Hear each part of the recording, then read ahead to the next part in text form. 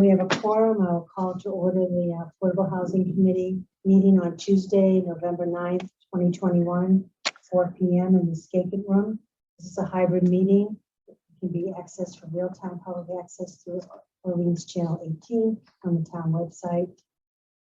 And we have present in the room, we have myself, Nancy Wren, Nancy James, Fran McLennan, Bill Stockert, Marcia Algier, and I think on by Zoom, do we have Katie? Mia, do we have someone from Zoom?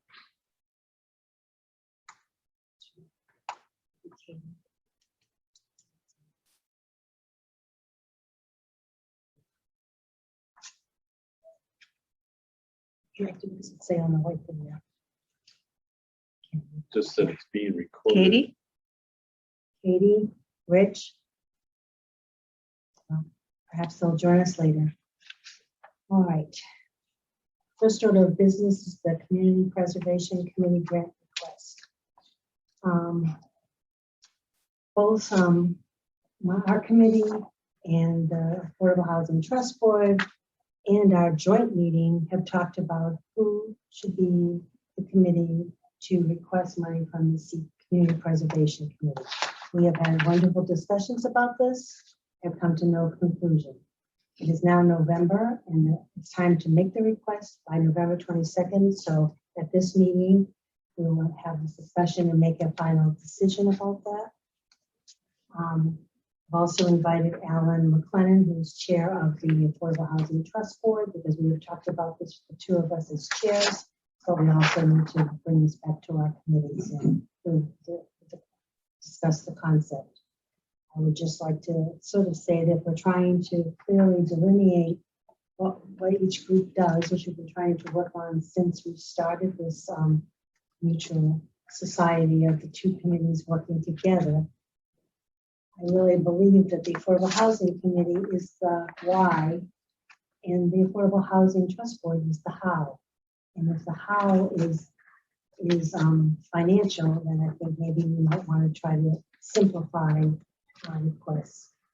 I also wanted to mention that last September I went to a finance committee meeting and I gave them a number that they, from the fiscal years 17, 19, 20, 21, and now 22, the CPC has contributed $1,500,000 to housing in our town, which I think is something, with all the discussions that are going on about their support and whatever else has been happening in the town in the last few months, I think it's really important to put on the record that this is a wonderful example of their effort and their support working with housing. And that doesn't include the $2 million bond that they are hoping to work with Penrose in the coming Cape Cod 5 project. So I think we'll just have a discussion here, and I think we've talked about it enough in terms of whether Affordable Housing Committee wants to support it. We do support funding, but who is actually going to make the request. So I'll open up to the floor to my committee first, and then Alan, and we'll see if we can come to a decision as a recommendation from our committee to take back to the trust board, which will be next Tuesday, a week from today, and then hopefully we'll know where we stand on this. There's no question here about who I'll support this agenda. It's just that we need to streamline the process. So does anyone have an opinion about this that I'd like to share right now? At our last meeting, if you remember, we had a motion, and then we took the motion off. We had moved it to the trust board, and we took it off for more discussion. We had all our discussion. Everybody's been discussing this thing, so now we are. So I have to take responsibility for having stopped that motion because I felt it was premature for us to vote that the trust should do the request for funding. Right. Prior to having a conversation with the trust as to whether or not they would accept that request from us. Exactly. So we did, and we had that joint meeting, and the trust had their conversation. It seemed to me that people on the trust were very open to being the ones to be responsible for putting in applications for the funding. So I'm there.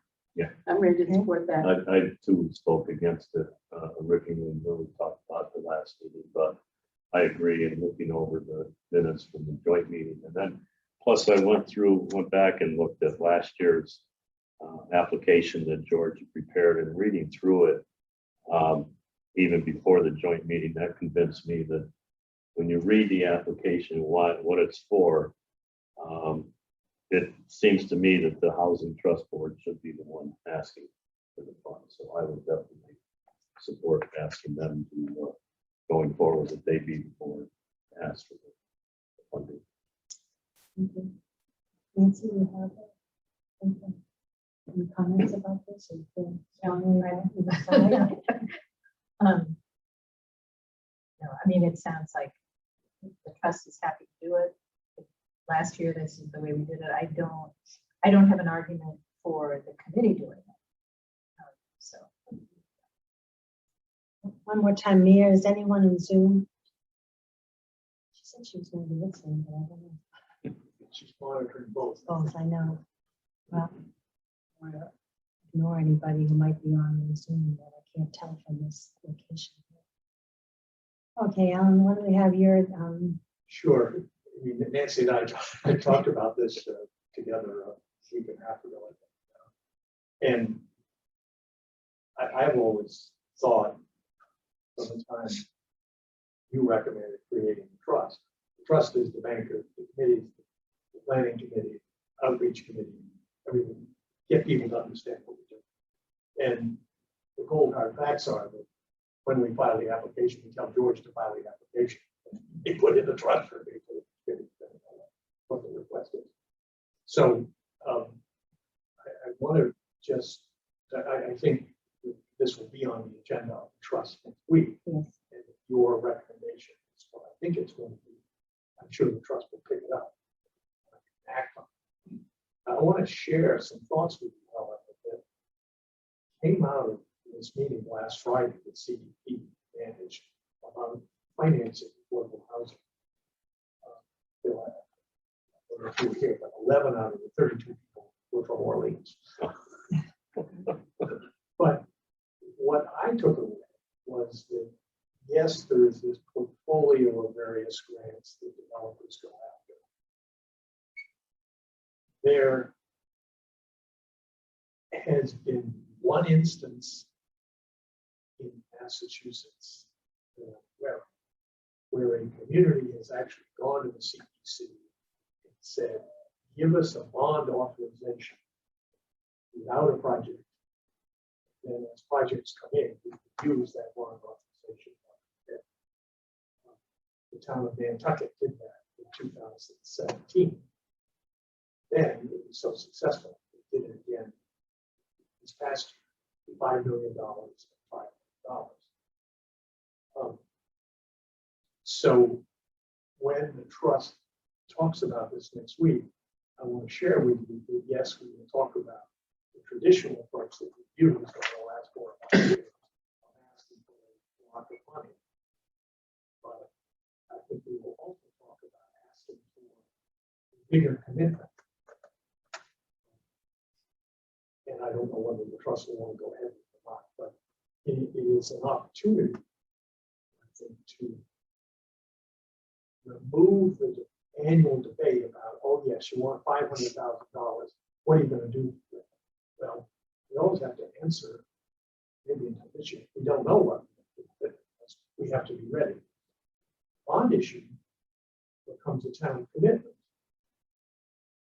And there is no charge against that bond issue in the CPC budget until there is a project.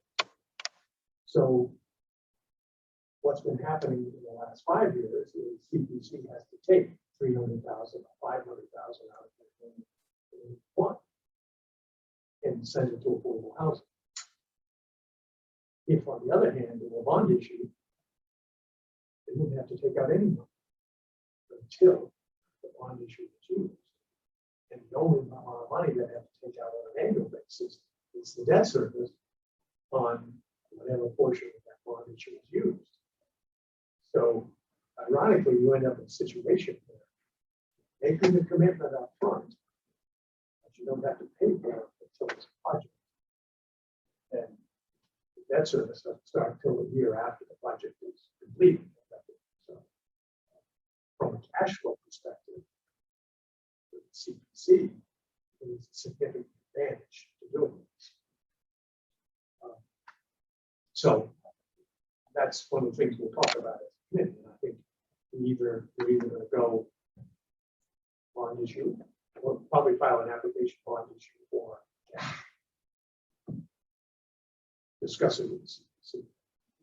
Now, I want you to know that as of today, PAC is going to make their own request to CPC for $1 million for 107 Street. By the way, you can go by today, the test pits from the IA system. So they're beginning to do that. And next week, architectural got postponed 2 weeks ago because of the storm. So they're starting the permitting process. There is a land disposition agreement that has been proposed by their attorney, by Mike Ford, George and Mike Ford, were talking about it with John Jones. So they're moving. So, question, so, It's busy. so HAC is going with their own request. Yeah. That they need on their side for $1 million in Right. cash. Right. The trust would be going either for cash or for this bond issue idea. Yeah. If it's a bond issue, when there is a project, do you have to then go back and get some kind of additional permission, or if they said, this is your money, you Yeah, use we it do the way? it for affordable, we use it for this housing. So you don't have to go back to town meeting either. In the case of a trust funded project, which is would be, if you think it's select board vote as well.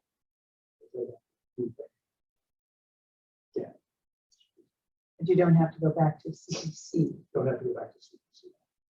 So that gets them out of the loop of trying to be housing experts in making their decision. It's the financiers. Right.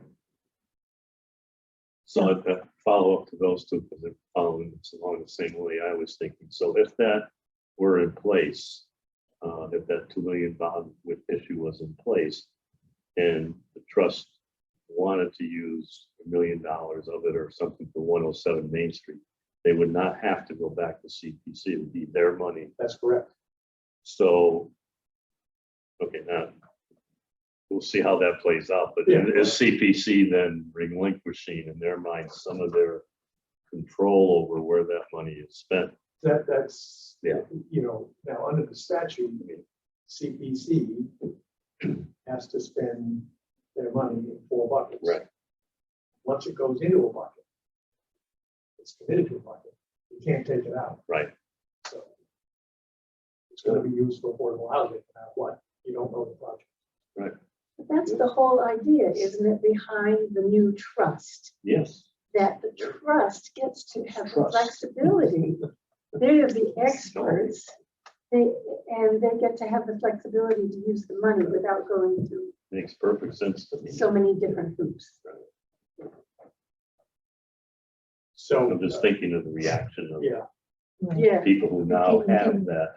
You You know, can argue on both sides. yeah, that's you for could, sure. you could, Yeah. but I think the emphasis on the word trust. You know? Yeah.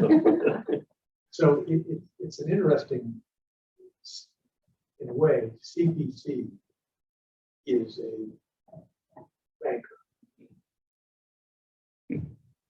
And all the other regulatory approvals in an affordable housing project have to go through a variety of permits in the town of Orleans.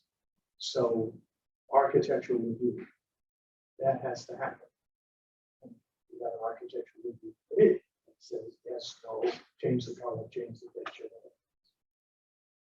In the case of 107, there's going to be an IA system. That has to go through the Board of Health. Board of Health has to say yes or no. And so they did that on Cove Road. Then there's a site plan review committee. Another element in the town, which has to be in the process and has to say yes. And then ultimately, the zoning board of appeals on the 40B permit, friendly or unfriendly. So one of the interesting things is, if you think about the discussion held in the 2 meetings at CPC, they were talking about things that are actually under the purview of somebody else. And so it put them in an unfortunate situation. There are enough checkpoints along the way, Yeah. enough places for public comment and input before any project ever gets to completion or even close to completion. And the exciting thing to me in the CPC process is their funding ultimately takes a 2/3 vote at town meeting. So the voters at town meeting say, yes, we want to do this, or no, we don't. So there's a higher level there. Then, once it's approved, then the regulatory process takes place. In the case of 107, I think the regulatory process will be finished by the time they vote. There are plenty of checks and balances if you set up.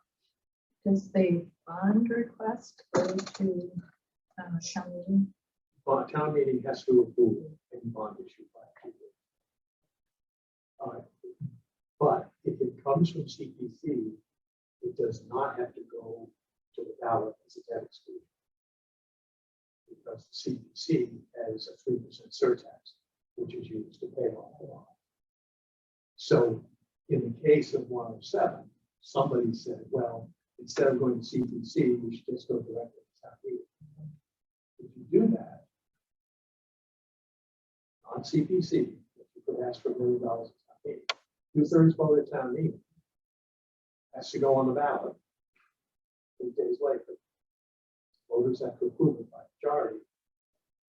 Interesting thing is that process costs the taxpayers more because it's a debt exclusion. Taxpayers say taxes more. When it comes out of CPC, the surtax is already there. So there's a cost to doing that. So, Well, thank you for updating us on that possibility. And this is, it's actually, we have an update from the trust board later, but this is actually, we're sort of crossing channels here. So let me go back and see if I can get a motion to recommend that the financial request for CPC to fund the trust for general purposes be moved to the Affordable Housing Trust Board. That makes sense? So say it again. Financial request to CPC. Financial request for general funding of the Affordable Housing Trust be moved from the Affordable Housing Committee to the Affordable Housing Trust. I would so move that. 1 second. Any discussion? All in favor, Nancy? We don't have to do that. Oh, that's right. One more time, I'm checking to see if anyone is on Zoom. Sorry. That's why we're updating our media system in the town. Like, the people voted for it so that we can have 2 rooms with the Zoom going at the same time. yes, I think I So heard that's a 4 to 4 4-0. 4-0-0. I thank you for that, Alan. I thank you for the discussions we've been having and our continued working together as 2 boards for the same purpose. So I want to close with 2 things. Okay. Remember that as a committee, you have a right to ask the trust to finance your activities. So if you wanted to do a special study on housing, you don't have to go to CPC. You could come to the trust and say, would you fund this study? It doesn't take any town meeting action or anything. Just keep that in mind. That's a good point. Thank you. It is a good, because again, it's you have the money. We have the money, Right. and So, we're dealing with yeah. housing, and affordable housing. So Yeah. if you come up with an idea of something that you want to do or need to do, and talk about it with trust, you could say, hey, would you like to fund this? Good. That's a good point. It is, yeah. I've written it And down. the second one that I wanted to mention, because it sort of came up Orleans is the only town that went to the voters and asked for an override for 200, for any money, 275. A lot of people are surprised that we did it and we succeeded. But on Friday, there was discussion about how we deal with those people who need housing that get too much money to qualify for it. And there was a little bit of discussion about in Nantucket and in Provincetown, how they had created above AMI housing. Okay, I'm not going to use word force or whatever, but I want to say. That's what I just wrote down, above AMI. It's a good phrase. Okay, 100% AMI. So Provincetown had a special act of the legislature, created a second trust that deals with Harbor Hill, which is a 200%. One of the pieces that came out on Friday was that Nantucket amended their own trust document to allow existing trust to deal with above AMI housing. Take an act of town meeting, take an act of the legislature, but instead of having two trusts, you have one. You had two charges. Two streams coming into the same trust. You'd have to You have to figure out where the money's going to come from. separately. Yeah. Right. Which would be better, I think, in terms of having a third entity Yeah. to work together. It'd be nice if we could both go into that. That's So interesting. we need to explore that a little more. but Was that it- specifically rental? Did I Pardon? hear the word rental, that it was rental It houses? was rental house. Yeah, so it wasn't homeowner, It wasn't, wasn't homeowner oh, no, type. no, no, no. Right, It was- okay, it so was it's all rental. rental. Okay. So I need to explore that a little more, and I'm waiting for a call back from Nantucket to talk about that. And when thinking about the trust and the 275 and the issue of above NAI, I wondered if my collective thinking about going back to amend that vote. And instead of taking 1% 3 years ago now, there's no CPI attached to the 275, changing it to something that's higher, it could be adjusted by CPI. And one of the reasons that I thought about at least discussing this is the voters in this town went to the polls last week, voted this child tax program, $450,000. The vote was really quite strong, at least 2-1. So the taxpayer said, we've got a problem, we're willing to pay for it. We have a problem with housing. Only asking 275, maybe we should think about going up a little higher. This is just food for thought. And this would be something that we can talk about collectively. We wouldn't have to make a decision. But it just occurred to me something.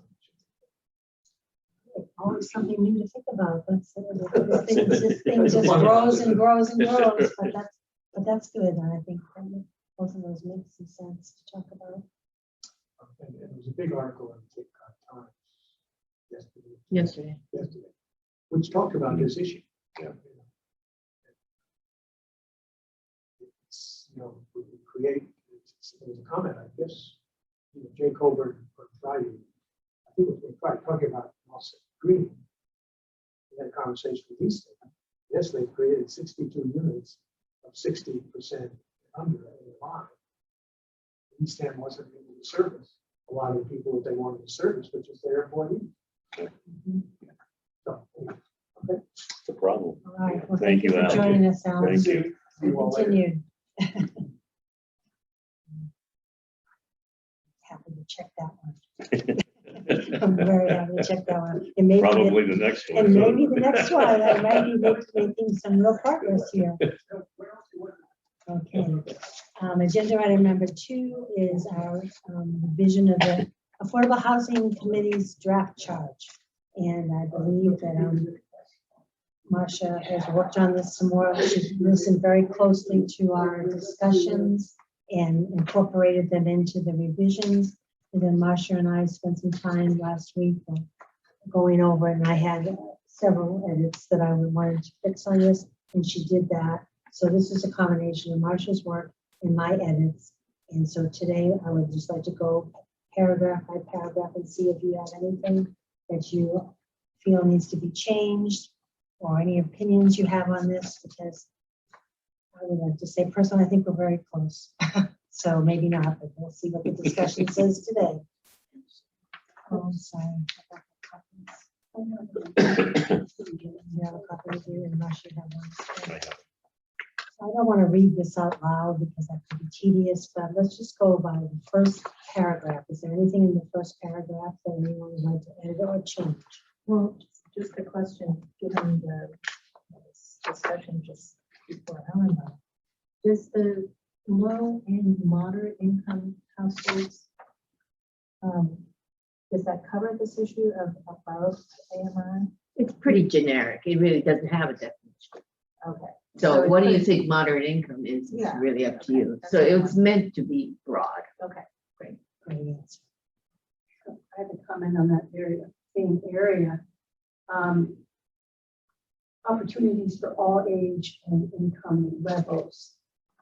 And I was wondering, we want to have a diverse community.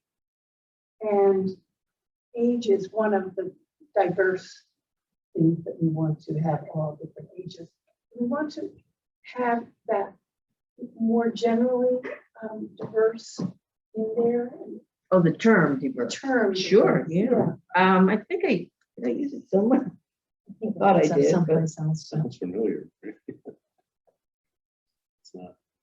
But we certainly can put it in, toward creating housing opportunity for a diverse population. Do you want to take out age and income or age for a diverse population, including all age and income levels? I don't know. How do you want to do that?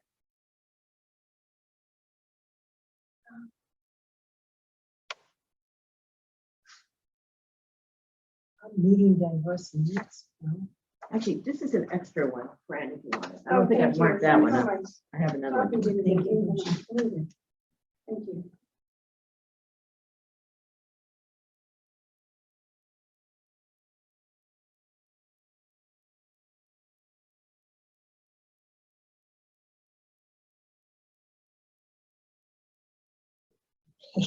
I don't know where you'd add it. And we say all age and income levels, so does diverse add anything to it?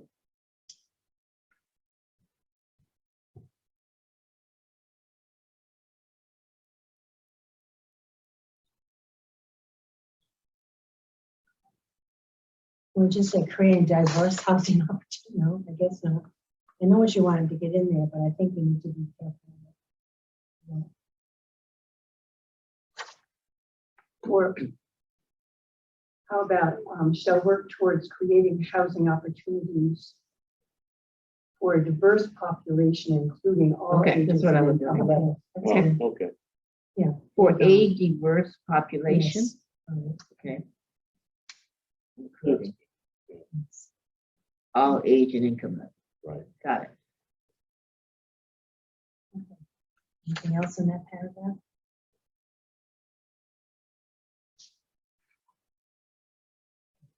Paragraph number 2. I need to ask this question before, but I'm not remembering the answer. So it talks about the 2017 community housing study and updates. And it's sort of, you know, our work is based on what happened there or what was brought out in that housing study.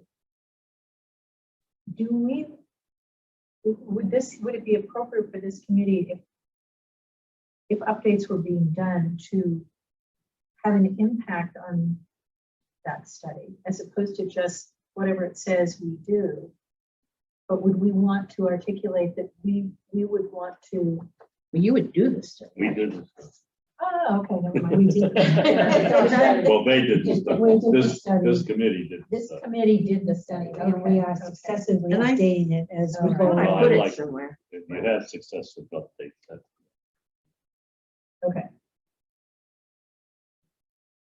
Anything else in there? And it says we shall collect and analyze data, develop policies and strategies, et cetera. So Yeah, okay. really, we are Yeah, not yeah, a passive, but. okay. an No, I'm active. assuming this committee is the initiator of updates of the study. Oh, Right. okay, okay, Yes. okay.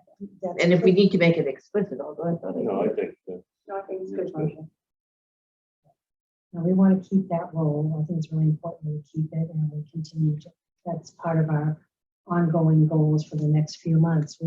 And actually, that is all How's that that? is encompassed in the first set of, in the first, Exactly. objective number 1 is basically the data, the understanding of needs, updating, monitoring. Yes. It's all in, Mhm. meant to be.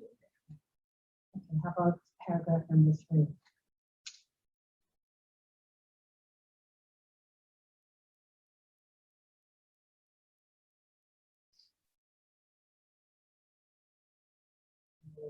Select that out. I like this. I think this, we finally got a nice Mhm. paragraph about how we are same and how we are different. Right. So, no, I think it's good. then I personally really like this organization of these points rather than having a general prose that we had before. I think I think really should put a title, an overarching statement and then examples of it. I think so. Let's go through each one. Number 1 has 3 points. Is there anything so we would like to change in that?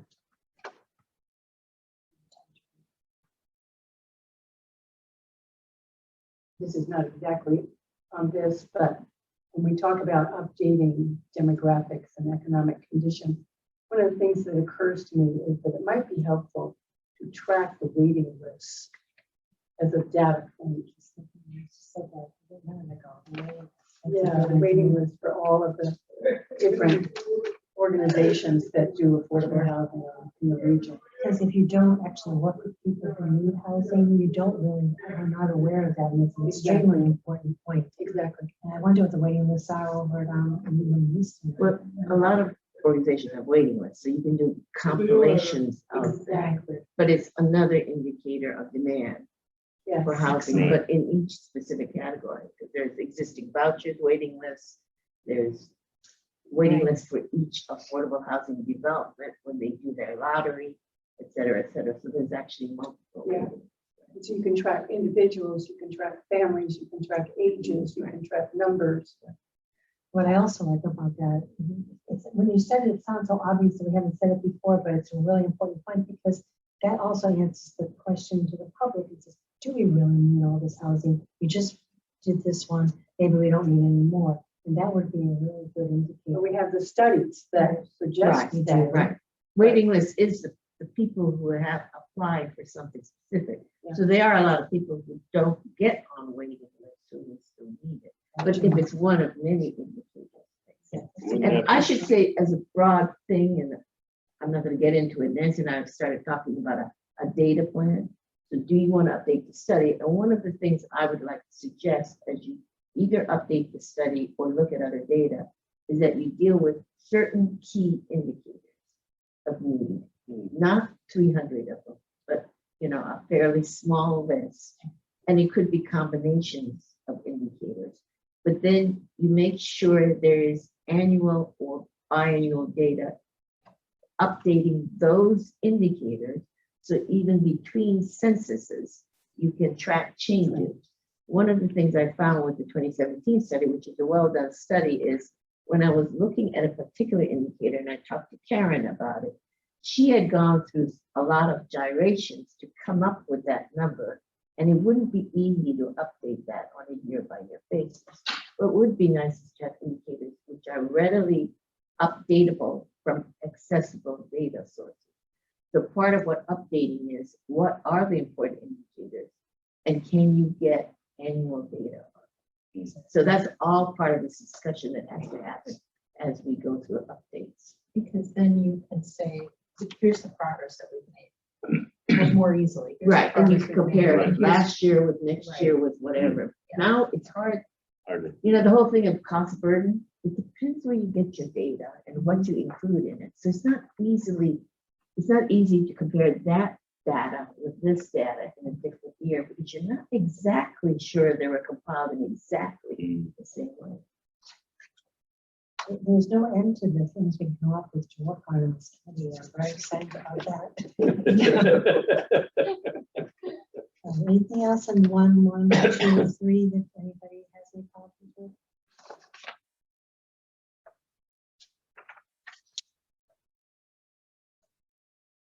I really like the fact that we put this in our as our number 1 piece of our charge, so that when everybody comes in and says we need more data, we can say we're taking care of it. It doesn't have to be debated. It's a need, it's an objective, and it's in our committee role to perform that. So I think that makes that pretty clear. Nancy, I really like the way this is structured with the big chunks and then, I'm excited too. Yeah, We're no, working on- actually, there was a comment that came when you look at the last one, it's a whole long list. Right. I think Nancy said, can't you group them? Yeah, I like yeah. grouping. I do too. I Yeah, think no, it's this really is- good. Thank You know, another formatting thing, if you put the big numbers 1, 2, and 3 in bold, Oh, okay. That'd be good. Okay. then Yeah, It jumps out. it jumps out at you what they're, You talking about the whole line or just no, the no, number? just one. Just the number or Just the that? number. no, the whole line of. I would do Bold the, the whole, Right. yeah, Yeah, over- because it's overarching not just statement. scanning. yeah, I'm sorry, They can each one or see just these- just. the objective The statement? objective, Got it. the first Yeah, okay. we can do Of that. each one, right? of each Yeah. one, Yeah, then 2, 2 3, would 4, be, 5. yeah, Okay. right. Okay, That's a we can good do idea. that. Okay, so number 2, ensure community understanding and appreciation of the needs of low and moderate income households. I really like 2.1. I think the importance of the stories really. Yeah. That just, like that article that Alan mentioned, it just brings it home as to who you're talking about and what it means to them. I think stories are so important. Andrew, You can you talk just about joined all the the meeting. numbers you need to talk about, and data is important, but when you put a face to people who are really doing everything they can and still can't find a decent place to live, I think that, you know, that is really important. So I'm very happy with 2.1. We're reviewing the draft charge right now and finding that most of it to be extremely fine. So I hope we're all moving toward a decision for today. We already, You're getting there, Dan. anything else on number 2? Number 3 says ensure the institutional and policy framework and strategic planning required to help the town meet the long-term housing needs in the community. And there are 7 points under this title. So is there any commenting on any of those? So the first one, provide for adequate town funding for affordable housing efforts on a consistent continuing basis. We just kind of passed that over. And I'd like, no, Well, actually, you passed no, wait a over minute. one Hold on. piece of it. No, because that was one correction you did not make when we talked, and you did almost a perfect job. We had the word advocate there instead of provide. Okay. We changed that word, because that makes was an sense. object. Right. I was already hoping you would pass that Sorry, along. okay. So that was just I Yeah, didn't call you back on that one, but. Okay. So advocate for adequate. right, Yes. yeah. Okay. So that's our job, and we're still gonna do that, even though we are not going to request, we're going to support, and we'll probably go to CBC as a committee or something. And I think the important thing is to say there needs to be consistent funding. Mhm. Right, And if there needs to be consistent funding on a higher level in a broad way, Yeah. that might be something to. You know, something that we might put on a future agenda item. There used to be an organization, Friends of Affordable Housing, and they raised money and they did advocacy. And there's some pretty dynamite people out there that have wonderful stories and enthusiasm about affordable housing. And I'm wondering if we want to discuss at some point the pros and cons of trying to encourage Friends of Affordable Housing to form again and to advocate for the things we want to pass and to be a vehicle for raising money. I would like to make that a joint meeting of the two, because there we go, once again, going over. And at the last meeting, at the trust, they talked about fundraising and all these ideas. And Andrew made some excellent points, and that you just don't send out a letter, you've got to have a framework in order to make it happen. I think that would be a very good topic for a joint meeting in the next. I would like to have a joint meeting once, at least twice a year. And I think once a quarter would be really helpful in terms of our long-range goals. And I think I would like to see that as a topic because it's the two things, it's advocacy, education, and it's financial. So once again, we're blending, and I'm okay with that, but I want us to start number 2, just to refer back to number 2, maybe it wasn't, to really understand the project before it gets started. I don't know what that was. That'd be another example of that. We really need to lay the groundwork for both committees before we go into a new project in order to really understand we're both on the same page. So I'll put that as maybe a joint meeting. Thank you. Anything else on 3?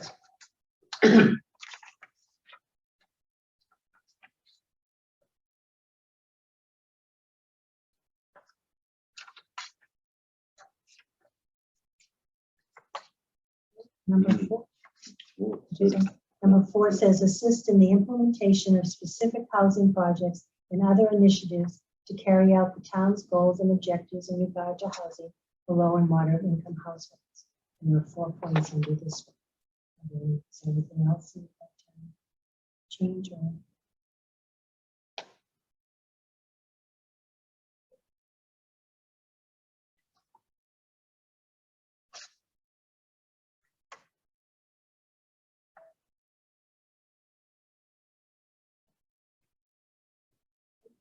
Good.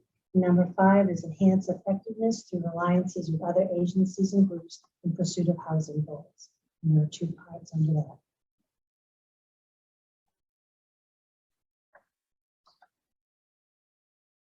So with a couple of changes, we have 1, 2, 3, that's 3 things, I think. A bold, something in paragraph 1. I've got the change in paragraph 1 to add creating housing opportunities for a diverse population, including all age and income levels. I'm bolding the objectives, and I'm changing under 3.1, provide gets changed to advocate. All right, I will take a motion to see if we can recommend that we accept this draft charge. Second. All in favor? Aye. Aye. Opposed? Hallelujah. There you go. We've been working on this a long time. Oh. What are you doing? And I would take it, send it to the select board and tell them we changed, and have them approve it. That's the next, that's the only thing I have to do. And then they put it wherever this goes. I don't know where you find this. On the website, on the resource page, just to know what you stand for and what you work. Okay. It's pretty important. I mean, we've been trying for several years to get this updated. And it wasn't because we weren't trying, but it's because we've been going through so many machinations about what we created with the trust board and how it all fit. And I think that, we had a housing coordinator added to that, so that helped us. And all these things have helped us put this together, but I am really pleased with this. So congratulations, everyone. Marcia, can I? Yes, and that was extra. All right. Excellent. I'm sorry Katie's not here, because we started this with Katie, and I know That's she right. would like to Yeah, sure. feel like we Sure she feels good finally got about there. All right. Number 4 on the agenda is using a phrase I've heard quite often from Andrew, which I really like, but I decided to put on my agenda, was building the toolbox for community engagement. But I think Marcia and I have been talking about the different things as we've been going through making these decisions about the projects and everything else. We've also been talking about ways to communicate. And one thing that I was thinking about before, I'm going to let her take this over, but when it was time last May to get Penrose approved and to get Governor Prince approved, we worked in a really collaborative manner with Affordable Housing Trust Board, the developer, the select board, and then small groups with each. And we spent time talking about what was necessary, what we needed to do in order to sell the project and be good for the town. And for Penrose, we came up with a letter of support that came from the 3 different committees. No, Governor Prince, we did that. So, and for Penrose, we created a PowerPoint. We had a discussion at our own meeting for people to watch on what it meant. And we also had a handout for that was specific to the project and also general to the lead. And I think it's a very good format that we started that we can continue on with. Hopefully, we don't have to reinvent everything. We need to just find a way to be ready for the next event or be ready for the next opportunity to talk about something or speak to someone. We already have on our agenda January 13th meeting that the chairs and the vice chairs are invited to come from the Affordable Housing Trust Board and the Affordable Housing Committee to come to talk to the Finance Committee about it sort of became because of the CPC discussion, but then it was like, let's hear some more, and some specifics on how we fund and how we do those things. So that's an opportunity that's coming up soon for more information.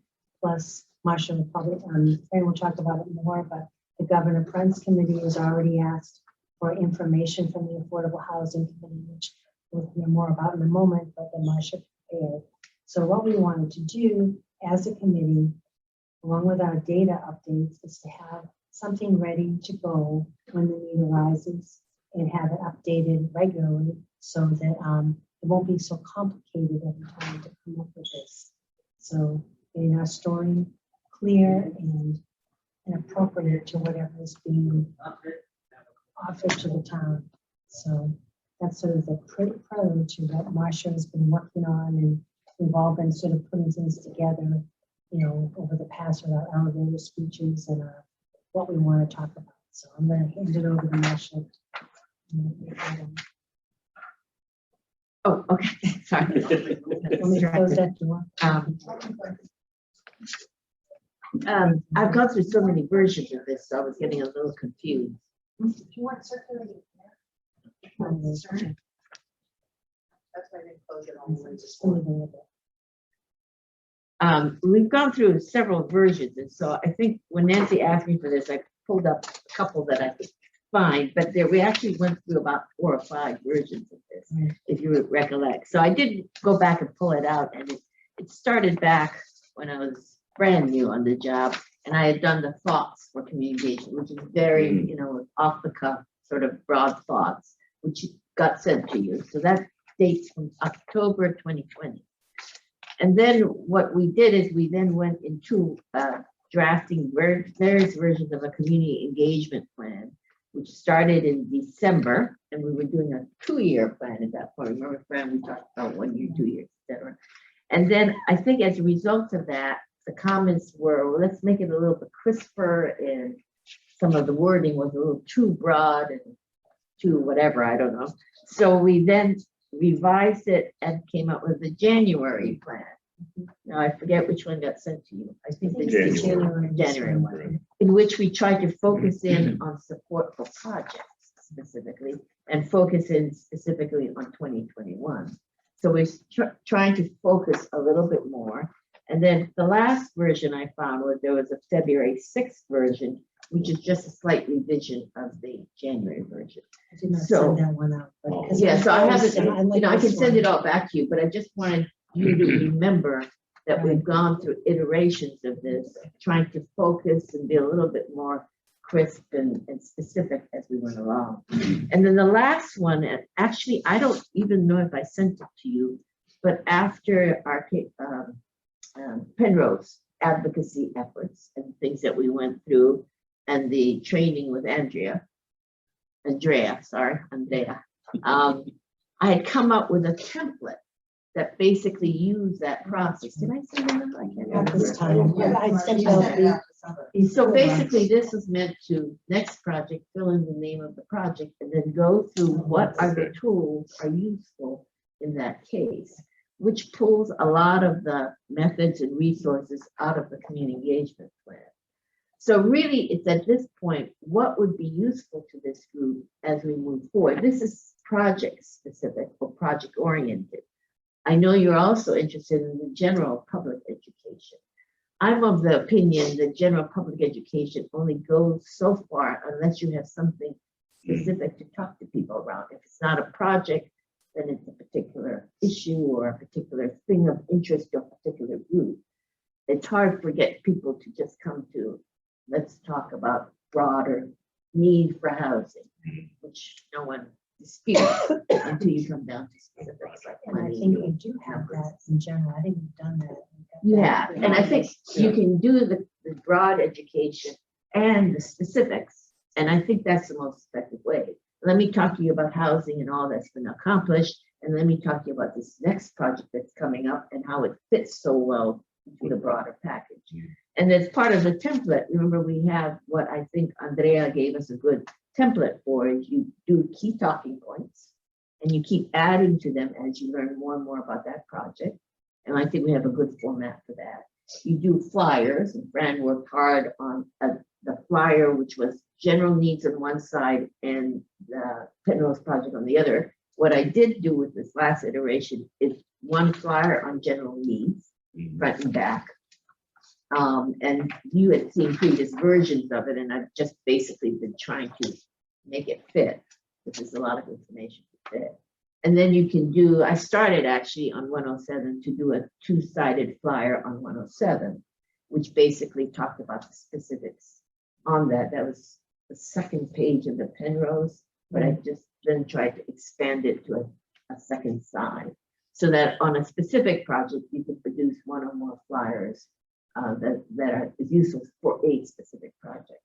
And then with this PowerPoint, which is the first time I sort of forced myself to do sort of a Housing 01 course. And it's really hard to keep it short. George kept having to cut pages out. But what I can do is, I came up with 29 slides. I actually have a longer 39 slide deck, and we can keep adding to it. And then depending on who your audience is and what your particular need is, you can pick and choose from those slides or add new slides in. But that whole, that 39 slide deck can become a 50 slide deck, which anybody can have access to and use for going to a particular committee or going to citizens forum or whatever you want to use with it. So that's another tool that we can develop and don't recreate every time, but can build on as we go along. I think we're in desperate need. Beth and I, as the select board has on its goals to try to tease out, what does a member of a committee need to know in order to do the job well of that committee? And I feel like there are committees and boards in town, including the select board, that really has the bumper sticker maybe about housing, but doesn't really understand. Median home price is now $820,000 as of this month. If you would consider taking that slideshow on the road and test it out by presenting to the select board, by presenting to the Housing Trust, by presenting to the planning board, I think that it would also help you find the kind of elevator speech, because the question I'm not hearing us talk about in a positive way is how Orleans does housing specifically. Because Orleans has developed some tools like the, I don't know what that agreement was called, 107 million, where the community agreement, thank you. But we have some tools that I'm not sure exist in other communities. Penrose and the process, you're right. Dan. So we have the community agreement, but we also have the process of listening to neighbors and keeping a neighborhood intact. There are things that you should highlight about the way housing is already being done that make it so specific to our needs, that bring it down to what people can be excited about and proud of, which will help them support it at town meeting.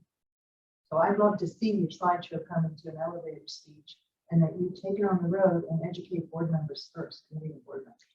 It's just crafting a crisp message specific for an audience, because that 39 slide deck can take a long time. And That's what, Marcia, if you know you've got to present ARC or select board or planning board, you play with the slides. Right. Somebody's got to get good at being the right person in the room to bring up the points that that audience cares about. That's what you're supposed to do as an advocate. So anyway, and there, when you go back to some of the previous versions of the community engagement plan, there are other tools that we could work on. It's just a matter of what's going to work for our needs and how much work it takes to produce it. So I'm not sure how you want to keep building that toolbox. You want to focus on what we have now and sort of refine it and expand it. You want to do some, I mean, at one point we had talked about some videos. There actually are some pre-existing videos already available. CDP has done some, the CAC has done some. So you can do a library of videos. You can, well, hopefully with the town's new webpage, we really do need a good webpage, but it's not quite ready to. We'll be going live first week in March. So before that, you could build out and you can have that video, you can have your, but yeah. Right, but that'll take some time. Department by department. But the whole social media, I'm not an expert on social media, but you could be doing lots more on social media. If you do that, you need to find somebody else. We talked about the social media before and somebody to keep track of that and to keep the discussion going positively. We talked about maybe not, that's not the way we want to go, because someone has to really monitor that and the comments, and we like to tell the story the way we like to tell the story. And I think that we have opportunities. Even we had all those other ideas, and when we did the Penrose, it was sort of like, well, what can we do fast? But in retrospect, looking at it, I think we did just the right amount of what we needed to do. I think the PowerPoint is an excellent idea, and I like the idea that we can change it for each group. I think a handout for a specific thing, if it's at town meeting, is helpful. And I think a web page that we can refer people to, we can advertise that we have a good web page, and if you want to know more, and really send that out to people, because most people don't have the time to listen to a long speech about all this. But if they had an interest in something and we could send them to the right spot, I believe that would be good. I don't think we should make ourselves work any harder than we're doing. And I don't mean that we don't want to, but I think we need to work smart. We need to work what really works. And I think Andrea's point also, we're sort of doing that, but not directly focused on that idea that we are doing a lot of good things. I mean, even on the flyer, we've accomplished these things, but even the process is important. And Alan also made that a point a little while ago that, once the money is approved, it still is a lot of steps that people have to go through before anything is finished. And I think that should be something that gives people security, that they'll feel that, it's not random. It's a process. And I think we could do a little bit in explaining that as well. I think other groups do speak about their part of the process, but we might do a little bit of an overview of how a project gets from idea to reality. Yeah. And some of this, we don't need total detail, but sort of an overview of the town is looking out for the people in the town. And I think they're doing that. And so is the Affordable Housing Committee, and so is the Affordable Housing Trust Board. And we'll speak with select board, but I hope they are too. And I just, but I do believe that we could do that in a sort of succinct way. But I think it's an important, because those are some of the questions, those are some of the things that come up to me when people have conversations. Well, why do we need this? Or how are we going to be safe? Or how is this going to happen? And it's there, but maybe we haven't really elaborated on it as much as we want to. So you're probably a lot of what we're talking about is probably already in your 39 slides, but there may be a way to focus it. No, there's a lot that's not in there, really, because you have a specific purpose, like the process that a project goes through to get approved. I don't have slides on that. Yeah. Now, it does vary by project quite a bit. I don't think we want every detail. No, but what I'm saying is it's expandable, Right. very easily expandable. We just have to decide what is it that has to be presented, and then we can add it. But it is not by any means a master deck that meets all your needs. That's all I'm saying. It still needs a lot more work. And so, The other resource we have is the materials that CDP has put together. mhm. And if somebody wants to take a deep dive on Affordable Housing 101, we have links to Yeah. that 2-hour presentation, and it was a deep dive, and then we have the Friday meeting that we went to about financing affordable housing again. So those are recorded, and the slides are available as is the recording of the meeting. So anybody can access that, and that should probably be on our website. Sure, I'll link it. Yeah. I think the trick really is, there's lots of resources out there, and there's lots of things going on, is for your particular need, audience, event, whatever, make it really concise, quick, and appealing, and that's the difficult part. Mm. Remember your suggestion about the roadshow, 2 different town committees or whatever. Is there like an example of another group that's analogous to affordable housing in the sense that it's, it's an issue that people wonder about, it's complex, it's, that got good play doing a kind of a roadshow to these different organizations and it moved them forward somehow, or So the select how did that board work? hears those roadshows all the time, whether it's, we're gonna put new signage up, or we're putting a bike path up, or we're presenting a housing project, or I just came from the Cape Cod Commission's presentation about Wayfind, which is a physical investment in the town, all the signage and it's a sorting through, not just of what do signs look like, but what do they tell us? It's important to know, do we want, it's a 5-minute walk from this place to this place, in addition to, here's the bike path, or here's Nauset Beach, and what can you do at Nauset Beach? It's the same kind of sorting, but I think the thing that is paramount is that every person serving on every committee needs to have that elevator speech and know their own priorities, know the background of that committee well enough. So if you question me, I bet I could do 5 minutes and then take answers on affordable housing, on the challenges right now, and specific to Orleans, about the people who, about the story of, yes, we need emergency relief, but we also need to move people from that subsidized housing to be able to build equity in the town for the future. So you guys are the long view of why this is critical to the survival of the town. And so if a question comes up, you can do the deep dive into that area. But what I don't hear or haven't heard in a way is the kind of spokesperson for the work of your specific committee.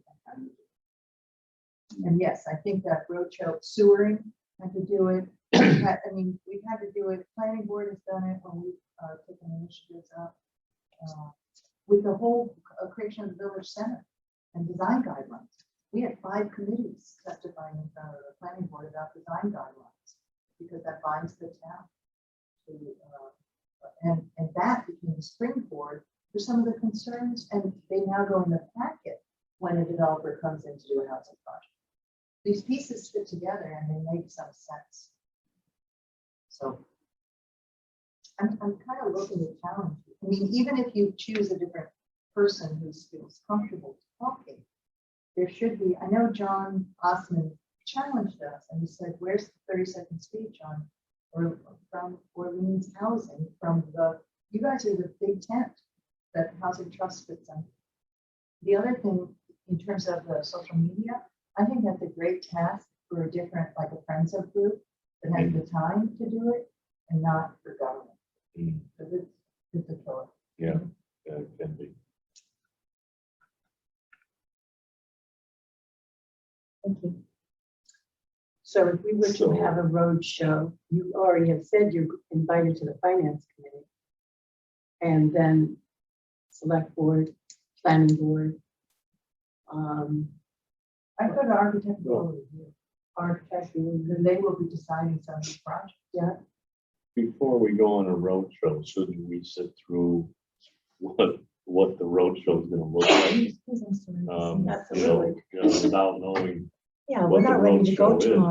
tomorrow. No, I'm saying I think it's great that you put this together, but I think we should, as a committee, either as an agenda item or something, to a special meeting or whatever, Right. to sit through those 39 and see, okay, if Right. we were doing a roadshow, what would we use, or what would we add, or what would we not use, or Or what would be appropriate for which for community? which committee? I mean, there could be, That's right.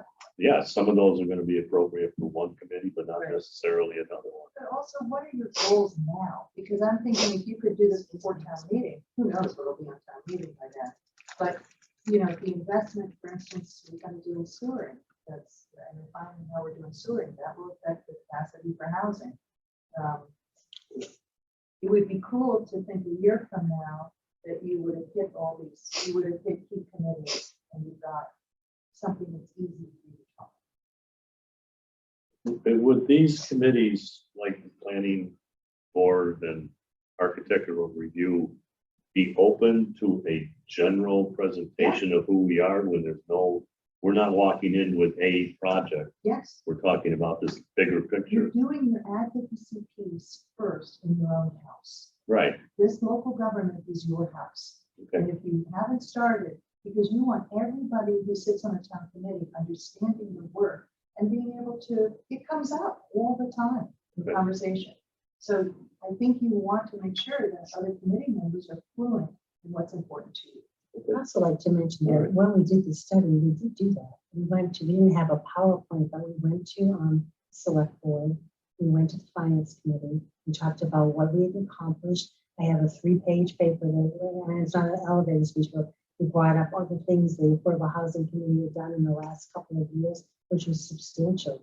And so we have made presentations to be, except for the planning board. But these other groups, I also did architectural review when we talked about that. So that was 2 years ago, that was prior to COVID. But Nancy, and that planning board voted against governance. I mean, the reason you want to do this dog and bone show is you want to make them part of your work. I understand that, but they also have to want that. And that's, I don't want to get into discussion No, about that but right the now. reason, but I, no, but I There think was an what option. you're, but what you're doing is, like with CPC, we had an issue recently. I think what you're doing is taking the opportunity by telling them what your high level concerns are. You're also pointing out how important their decisions are on your high level concerns. And I think that that allows a conversation at a different level than it's breaking up the silence. But I agree with all of that, and I think we have tried to do that, and some communities are more receptive than others. And it goes back to Marcia's discussion, though. Yes, the affordable housing concept is terrific, and we can sell it, but in the end, it goes back to which specific project are you talking about? And this is how I'm going to react. I'm not debating whether it's important to go, but it does come back to that every time when, that's. I think I said this at the last meeting, I want to say it again. I think the sentence I want to change in this discussion, I believe in affordable housing, but Yeah. I want to change it to I believe in affordable housing because. And I want a tagline to cross out the button, but because that's the response that we get quite often. So what we need to do is show because why it's good and how to get that across. Or even reframe it completely and say, we represent the capacity for people to be born here and to live their whole lives here. And what kind of housing do they need and can they afford in order to do that? I would change the framework of the conversation because it's already polarized. So maybe you represent like the capacity of lifelong housing. I don't know. Or may not, I do have some problems with that kind of approach. But that's, so just having a conversation, Marcia, Mhm. will, I think, because it's still your committee, I'm not a member of your committee, I'm just the witness. But it's still yours to decide and then educate us about whatever it is you prioritize. Whatever your choices are. I'm just throwing stuff out. Maybe we could start that with you share we could all, did you share the Governor Prince, the slides? No, and I can do it in various forms. I can certainly send you the whole PowerPoint with 39 slides. I also actually have printed out the outline version, so you can just see the topics Mhm. and the main points, and that's a So little we bit can more have some manageable. look at that and maybe So I see can for send the that next very meeting. easily. Yeah. And or, as you said, maybe you put an agenda item on, we go through it. Sure. And I make think- sure everybody's comfortable with it and say, oh, we're missing a whole set of slides on something, and I can go back and develop that. I think that would be good for December. We've accomplished two things. So That's we great. we can move on to number three. Because And I- I Let me think we just say should. that I'm really proud of this committee. I'm proud of this committee, having been on it for several times and getting on it again. Because we really do some thinking in this committee. We have actually done some work, we have a lot of work sessions, and I think we should commend ourselves for. No, and when I was doing Wow. the slide presentation, I mean, one of the reasons I decided to take this job is, oh my God, there's things happening. Yes, Right? there are things happening. There's a lot of communities in which they can't even say that, or what they're doing is fighting. We're like Yeah, gangbusters. so we should give ourselves a little credit. But Yeah, to your yeah, point, we absolutely. need to Forward. get the message out. Right, Yeah, right. Just, you know, not just amongst ourselves, what we've been doing, but Right, this is what, exactly, this is what's out there. right. But I think a good start would be a review of that Let's do before, that for December. before a then. roadshow. The other thing that I think would be helpful, and this is looking more toward like town meeting type, because I think you do have to put on your agenda months before every town meeting, what is likely to come up and what can you do to prepare for it?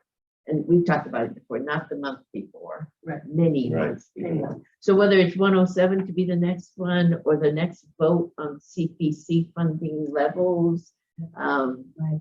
budget override or whatever it is, you know, then you can add those talking points, add it to your slideshow, and then decide who you need to get to 2 months before town meeting. or whatever. The warrant closes in March, so they'll be fine. Oh, and I should mention, Nancy, remember the municipal engagement initiative? Right. I sort of put it from my mind, but part of the general purpose of that was general public education. That is similar to the Friends of Right. Affordable Housing. And we started thinking about joining, this was a group that get other people at grassroots.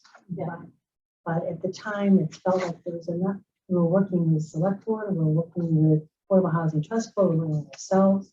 And it felt like we had covered a fairly Right, wide. no, it group. was bad timing So- at that point. We may want to think about that for the future, for maybe for this Friends, but I would like to bring that up as, like I said, a joint meeting with both groups before we go ahead and do something much bigger.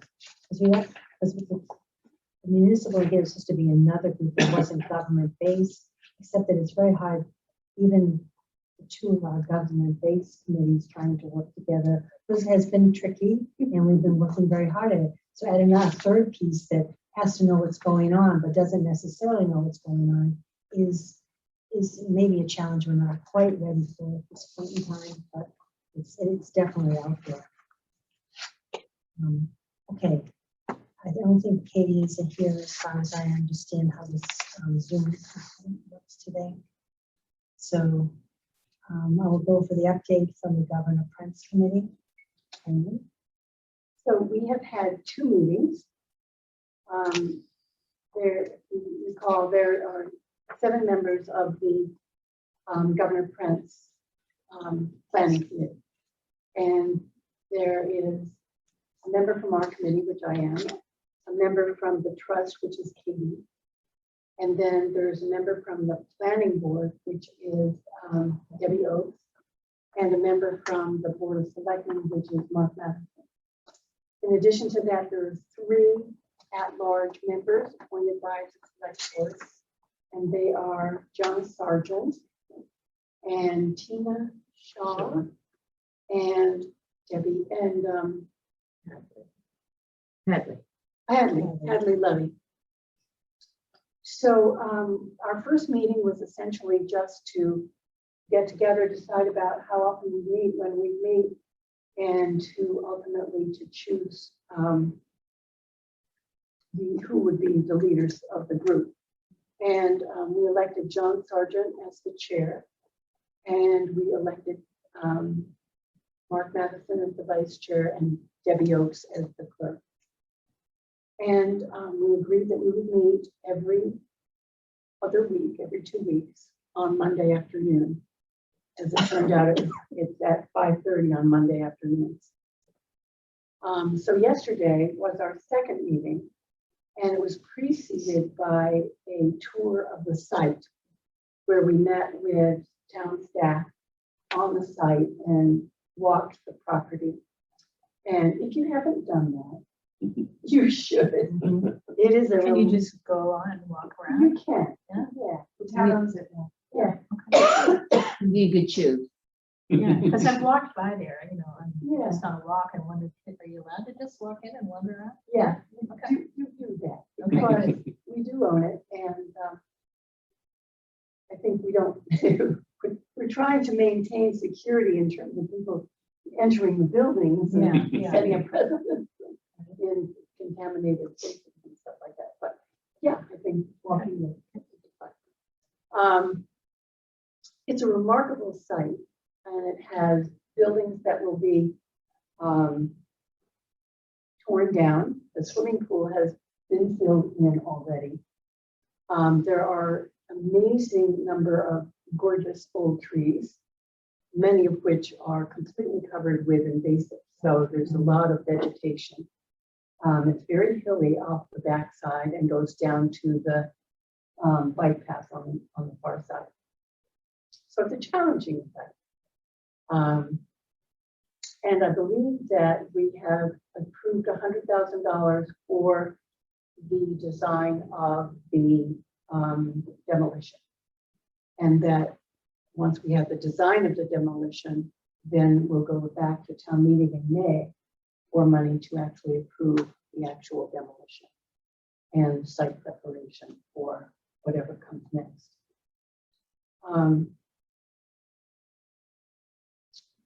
So that was the site visit. And then we had our meeting at 5:30, and that's when Marcia presented. Everybody on the committee has been very interested in, particularly the 3 at-large members. What is affordable housing? And what is our housing study about? And what are all these terms mean? And so that was why Marcia took that initiative to put together the slide presentation. That was really excellent, and I think people appreciated that. So that was the main thing in our agenda last night. And moving forward, we want to do a similar kind of presentation from the planning aspect. All the work that's been done by the planning board about the village center planning and the streetscapes and the wayfinding and all of that, which many of us don't have at our fingertips, certainly, and maybe many of us don't have a clue about all the good work that's been done. So that's coming up in not our next meeting, but the meeting after that. In our next meeting, we talked about having people come from other towns. Mark Matheson in particular had been talking with Jackie Beebe in Eastham, and he was suggesting that we invite people from Eastham and perhaps another town down the road to come and talk about what's their experience been in planning for their affordable housing needs and in building their particular 2 projects, the Penrose project, Nauset Green, and across the street, a very different kind of project that's older. And so that's perhaps going to be in the works for our next meeting in 2 weeks. I just say one thing, and also they've been doing a community planning for quite a while on the former tea The time tea time, exactly. project, which is really, I think, they're really interested to hear what they've learned and doing that. Yes, and Debbie Oaks had brought that up too, that there are a number of towns who have parcels that are going through the same sort of exercise about what do we want to do with this land? Certainly Brewster with the huge It's 26 million. 100 something acres and tea time and Truro just finished a similar kind of exercise on a Chase property, I think it's called. So there are a number of towns that have been going through this very exercise that we're going through. So I guess the idea was how can we benefit from what they have done? That makes good sense. Yeah. It sounds really good. And we can watch that. That's recorded. So we can actually watch Marcia's presentation. Maybe we should do that prior to, pardon? Pardon me? I was just asking Fran if you want to talk about the RFI, I'm sorry, what? the RFI, Oh, of course, the main things that we did. I'll say, wow, you guys make decisions. You take pride in it. Make a decision. Oh, my goodness, we had two very important votes. Okay, The first was, George and Marcia put together drafts of an RFI, request for information, which would go out to developers or planners or whomever who might be able to come back with ideas, preliminary ideas about what they might envision on a site like this. And so that was our attempt to get input from developers who might be interested in the site, but it doesn't come with any guarantee that they would be chosen later on. But so that's the request for information. And then the second one is request for our RFP, request for proposal, where we are going out for a consultant to work with the committee to do all the data collection, the studies, public engagement. And so we needed a planning and or architectural design developer kind of response for that RFP. And so we voted both of those to go out onto the street. Is there a timeline for Yes. responses? I'm sure there is. Yes, the timeline. We have, Georgia applied for a grant and got a $74,000 grant for this consulting services for this project. And the town also voted at the town meeting in October for $75,000 to be spent on this endeavor. So they have further looked into the kinds of things that should be absolutely required for this consultation and feel that 95,000 is probably 74,000, which was the original thought, and then a good market study for another 20,000. So we can use the grant money, and then we can use some of the money from the town supported votes also, and that would be where the $20,000 comes from. The tricky thing is that the grant money has to be spent by the end of June 2022. So our goal, where we are hoping to have some ideas to present to the town and the Board of Selectmen on recommendations, would be September 22. So we still have that gap in there that we need to fill. So it's nice to have that cushion of money that should we have additional things that we've done, that we can use that money if we need to. So the RFPs and the RFI and the RFP is going out now. And the hope is that the responses will be in December, and by early January, we will, am I getting this right? Yeah, December 7th, remember Pearl Harbor Day? Oh, yeah, That's the yes, response. right. Yeah, so hopefully by January, we will have a We would have consultant. So early January, we will have our consultant on board. Good. Yeah. So we got a lot of work to do, particularly prior to June. Mhm. well, Great. we asked them to start running, and we are starting running. We so are, That's good. and I forgot the two important things. That's all right. That's why I have a committee. Thank you, Fran. And that'll stay on our agenda. Okay. Let's chew up the updates from the Affordable Housing Trust Board and the Governor Prince, as we agreed last time on the Affordable Housing Trust Board agenda. The update from our committee will be a permanent thing on their Their agenda agenda. as Great. well, so that they'll have opportunities to share knowledge. So. All right, so we now are to approval of minutes from October 5th, 2021. Do I have any So move approval of October 5th. yes, second? Corrections or additions? All in favor? Aye. Otherwise, it's unanimous. And September 21, I sent out to you, just, this is Nancy's minutes from our own committee, not the ones that I sent to us from the Affordable Trust Board. So that's the one we are approving right now. Do I have a motion to approve those? Fran, second that. All in favor? I have to abstain, so I don't know if you're gonna have a quorum. Oh, Because I wasn't there. you weren't at the 21st I'm meeting? not, I couldn't remember, but I don't see my You name. weren't at the joint meeting? No.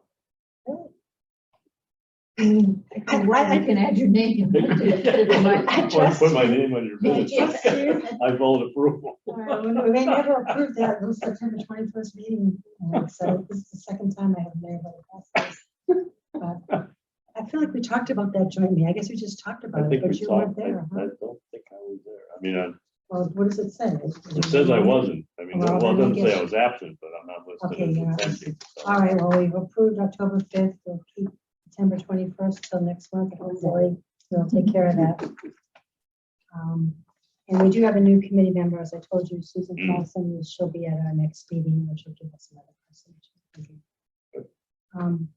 Our next meeting is scheduled for Tuesday, December 7th, back at 4:30, that's back to our See, regular. there's 4:30. Yes, I know. Yeah. This was due to the elections, I'm sorry, we had to have That's some okay, that's adjustments, all but right. next month, we'll go back to the first Tuesday of the month at 4:30 PM. So, the motion to adjourn, So move. second. All in favor? Aye. 0, 0. Thank you, Nancy. Thank you, everybody, for a really Excellent. good meeting. Thank you for approving some things and moving Yeah. on to new and bigger goals.